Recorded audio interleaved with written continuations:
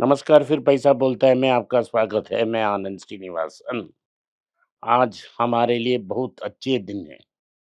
पिछले हफ्ते हर दिन अच्छे दिन हो रहा है।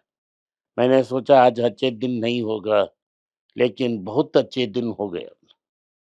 एक तरफ तो सोना ऊपर जा रहा है, 13,610 यानी कि 22 कैरेट 14,000 पार कर चुकी है। 24 कैरेट गोल्ड 14,867 के आसपास है, ये भी 15,000 पार। नए साल के पहले दिन मैंने बोला था जनवरी में 15,000 पार हो जाएगा। भगवान ने सुन ली और 15,000 पार करवा दिया। लेकिन भगवान तो ट्रम्प निकले।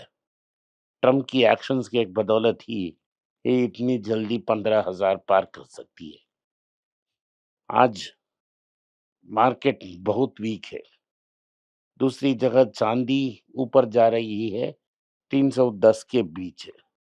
लेकिन इंटरनेशनल मार्केट में और ऊपर जा रही है, लेकिन भारत के मार्केट में क्योंकि डिमांड नहीं है, स्टॉक ज़्यादा है, 10,000 रुपीज़ डिस्काउंट में बेच रहे हैं। मैं ही बोल रहा हूँ, अगर 310 का माल आपको 3 लाख में मिल रहा है, जब आप बेचने जाओगे तो 2080 ही मिलेगा। यही प्रॉब्लम है सिल्वर का। मैंने आपको बताया था कि मेरी जो 58 साल की ज़िंदगी है और 18 साल से मैं मार्केट देख रहा हूँ, ये 4 बार ऐसा हुआ है कि चाँदी 50% नीचे आई। तो अब भी चाँदी 50% आ सकती है। दूसरी चीज़ ये है, क्या सोना गिर सकती है? ज़रूर गिर सकती है। 5-10% गिरेगी, लेकिन उसके बाद रुपया और ज़्यादा गिरना शुरू कर देगा, क्योंकि सोना रिज़र्व करेंसी है। लोग सोने को स्टोर हाउस ऑफ वैल्यू मानते हैं। सिर्फ़ ट्रांज़ैक्शन के लिए आजकल डॉलर्स यूज़ कर रहे हैं। इसका मतलब ये है कि सोना और डिमांड में आएगा, भारत सोने को इम्पोर्ट करने पर मजबूर हो जाएगा और डॉलर बाहर जा रहा है। इसीलिए नीलेश शाह जैसे आदमी बोल रहे हैं कि अपना सोना दान में दे दें।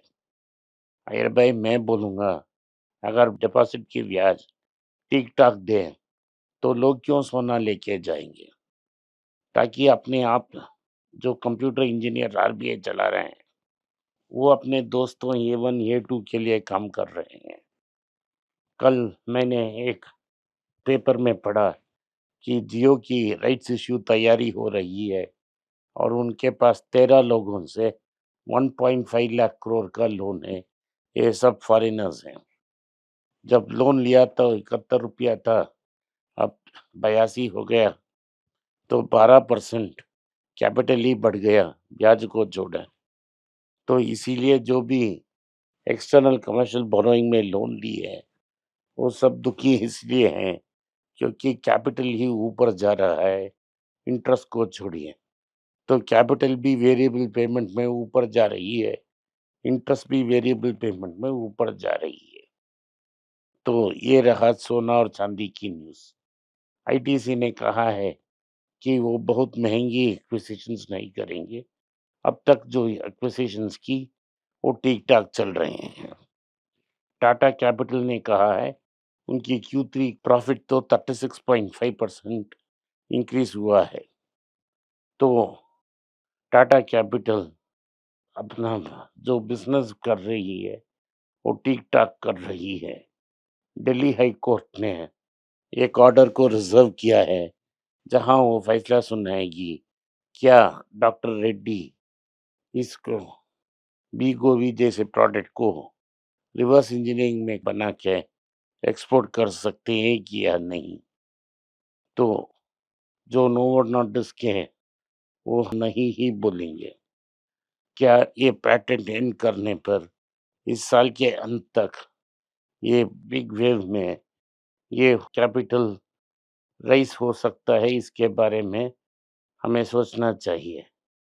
2026 जब तक पेटेंट खत्म हो जाता है, उस समय क्या हमको देखना है कि भारत से सेमीकंडक्टर की सेल कितनी ऊपर जा रही है।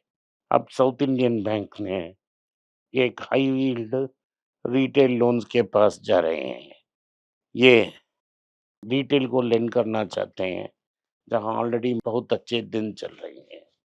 अनबैंक्ड सेक्टर को लोन देना चाहते हैं, ताकि लोन डेलिक्वेंसी भी कम है, प्रॉफिट्स भी बढ़ सकती है।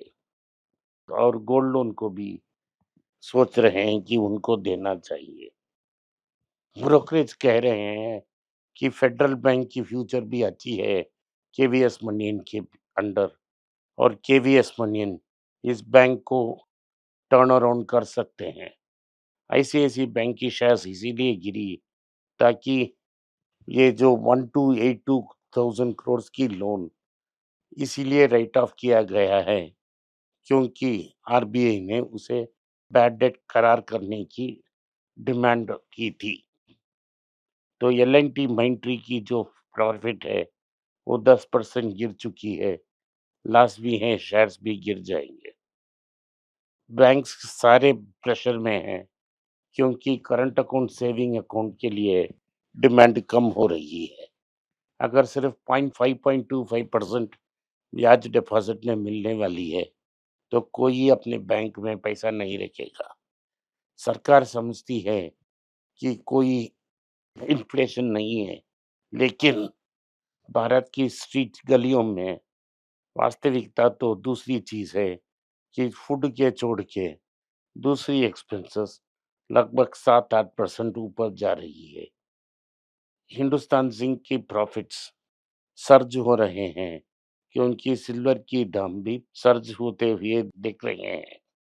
करंट अकाउंट सेविंग अकाउंट्स में प्रेशर्स हैं, और बैंक्स के पास डिपॉजिट्स नहीं मिल रहे हैं।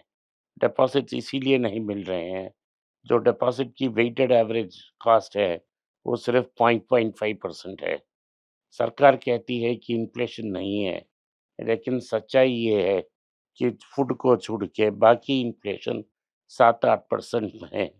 अगर बैंक में पैसा को आइडल रखा, तो कोई अच्छा पॉजिटिव रिटर्न नहीं मिलेगा। यही प्रॉब्लम है कि भारत में सब लोग स्टॉक मार्केट और गोल्ड के पीछे जा रहे हैं, और सरकार चाहती है कि वो पैसा इंडस्ट्री में इन्वेस्ट किया जाए। तो ओला इलेक्ट्रिक की शेयर्स 3% आउट स्लाइड हो रही है, क्योंकि उनकी सीएफओ की एग्जिट हो रही है, और ये चौथे जैसे सीएफओ जो एग्जिट कर रहे हैं। लोग ये ड्रीम कर रहे हैं कि यूएस और ईयू की जो ट्रेड रो होगी, उसका फायदा भारत यूज करेगा। हमने चाइना प्लस वन की स्ट्रेटजी की किधर भी नहीं गया। हम अमेरिकन एक्सपोर्ट्स पे अपना बिलीफ पिन करते रहे, और अमेरिका बातचीत में भी नहीं आ रहा है। इन सबको देखते हुए मुझे लगता है कि रुपया और धीमा जाएगा। आज 91 रुपया तक पहुंच गया है। तो साफ सीधी है कि भारत में अभी आज में रियली ग्रोथ नहीं हो रही है। डिफ्लेटर को एडजस्ट करके ग्रोथ दिखा रहे हैं। मार्केट्स प्रेशर में हैं। जो पैसा 2020 के ज़माने में लोग डिपॉज़िट कर रहे हैं, उनमें से बहुत ऐसे शेयर्स लॉस में हैं। तो आपको सँभाल के सब्र से काम लेना पड़ेगा। इस वीडियो को लाइक कीजिए, सब्सक्राइब कीजिए और बेल नोटिफ़िकेशन दबाएँ। इस वीडियो को अपने दोस्त और रिश्तेदार के पास भेजें, और उन्हें देखने की आग्रह करें। नमस्कार, धन्यवाद, जय हिंद। नीचे एक ईमेल स्क्रॉल हो रहा है, इसका ईमेल एड्रेस है पैसा बोलता है .np@gmail.com। अगर आप मुझसे संपर्क करना चाहते हैं, तो इस ईमेल में मेल भेजें, मेरी टीम आपसे बात करेगी। फिर से बता रहा हूँ मैं, पैसा बोलता है .np@gmail.com। इसमें आप मेल भेज सकते हो, मेरा टीम आपसे संपर्क करेगा।